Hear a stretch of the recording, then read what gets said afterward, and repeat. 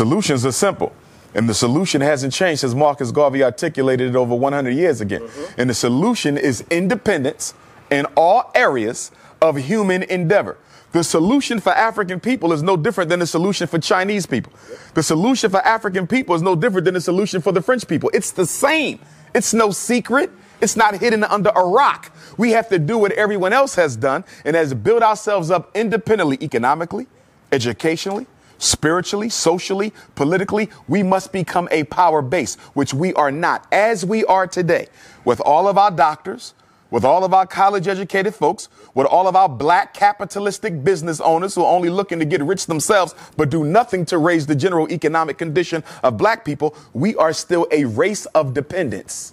If you live in France, you're dependent on the French government for this and for that. You're dependent on white business to provide your basic needs. America, it's the same thing. Africa, it's the same thing. Wherever we are dependent on the white power structure where we live. There's 4 institutions that you must have in order to be considered an independent community. We don't have them nowhere in space and time at the same time. A hospital to protect African life. A supermarket, okay, for nutrition to preserve African life. Education to prepare the next generation of African children for the role that they must play in the freedom struggle. And number 4, a bank to finance the building of infrastructure and institutions and organizations and programs where we live. You cannot find those 4 things totally owned by African people anywhere on the face of the earth, but we will call ourselves free. There's 2 types of freedom. There's a freedom and there's an freedumb. White people have the freedom. We have the freedom because we're too politically uneducated to recognize that it doesn't matter if you can drive a Mercedes. It doesn't matter if you can live in a white suburb. It doesn't matter if your black child can go to a white school. At the end of the day, what do you control? What do you own? What do you produce? What do you distribute? Marcus Garvey said, a race without power and authority is a race without respect. A race that doesn't respect itself automatically forfeits the respect of other people. So you say, where did we begin? 2 things, education and economics.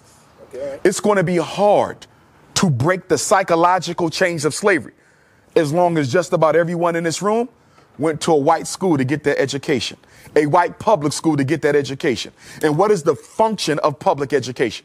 Whether it's UK, France, Austria, Germany, USA, it doesn't matter. The purpose of education for African children in a European context is to teach the African child that you are second place, and that is where you will always stay. And the only way you can rise above it is if we give you permission to rise above it. The education system's job is to make sure black children never come to believe that they have a right to replace the white boy being in control. That was the next question I was going to ask you, because, you know, when we speak about African Americans, do you think that African Americans are truly and deeply aware of their African roots? Well, I don't think that's a question just for African Americans. I think that's a question for Africans anywhere. Yeah, of course, but I'm speaking about this because you are from the United States. So of course, right, but I want to Pan-Africanize the question, though. Okay, all right. So because whether you're dealing with France, whether you're dealing with UK, whether you're dealing with Black America, okay? So globally, yeah. Globally, it's no different. Canada, it's no different. So do you think that Afro descendants are really aware of their African roots? I think that we are aware of the roots, but we are in denial of the roots. Okay? This is why black women spend billions of dollars on perm, weave, blonde hair, green eyes, blue eyes. This is why educated black men, I don't care if they live in Paris, I don't care if they're in Austria, Holland, UK, Canada, US, or South Africa. Educated black men marry outside of their race more than the men of any other race put together, because you hate yourself. And the reason why we do this is we actually think we can convince white people if we act white enough to accept us, because we don't understand white supremacy and we don't understand eugenics. Eugenics is the science of exterminating the African DNA.